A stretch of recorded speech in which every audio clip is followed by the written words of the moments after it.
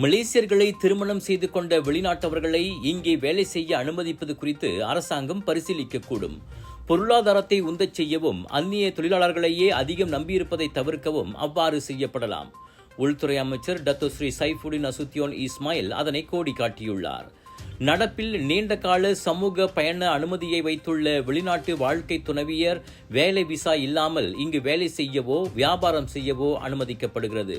என்றாலும் கண்மூடித்தனமாக அந்த அனுமதி வழங்கப்படுவதில்லை.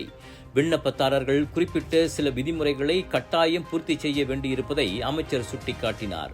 கடந்த ஆண்டு மட்டும் அத்தகைய 1,61,531 பெர்மிட்டுகள் மலேசியர்களின் வெளிநாட்டு வாழ்க்கை துணைகளுக்கு வழங்கப்பட்டன. நாட்டிலுள்ள வெளிநாட்டு வாழ்க்கை துணைவியர் தொடர்பான கொள்கையை அரசாங்கம் மறு ஆய்வு செய்யுமா என மக்களவையில் கேட்கப்பட்ட கேள்விக்கு சைஃபுடின் பதிலளித்தார்.